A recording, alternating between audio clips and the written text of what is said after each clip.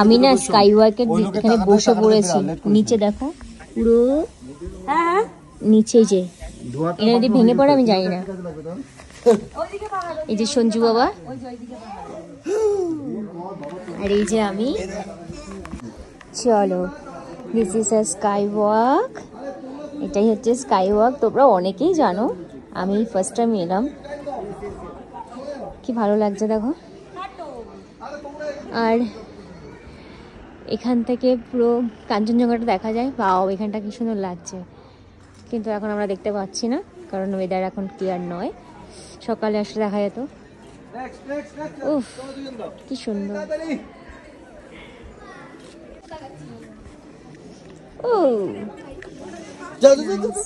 কত সুন্দর, বাট আমাদের হাতে একদম টাইম নেই যে এতটা হেঁটে উঠবো সিঁড়িতে বুদ্ধ পার্কের ওখানে।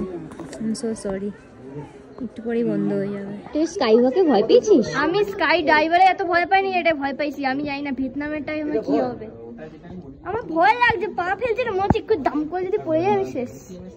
আমিও স্কাই ওয়াকে কিন্তু ভয় পাইনি, কিন্তু ওরা ভয় পেয়েছে। কেন ভয় পেয়েছিস কেন?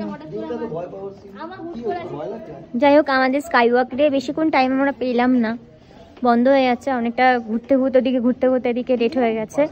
স্কাই ওয়াকটা এখন পুরোনোই হয়ে গেছে, বাট আমি ফার্স্ট টাইম এলাম। আমার তো ভীষণ ভালো লাগলো। রিলস, ফটো, ভিডিও অনেক কিছুই করেছি, সবটাই দেখতে পাবে। অ্যান্ড জায়গাটা সত্যিই সুন্দর, সত্যিই সুন্দর।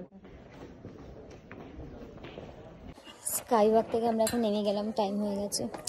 একটু যদি টাইম হতো ভালো হতো। এটা হচ্ছে এন্ট্রি গেট এটা।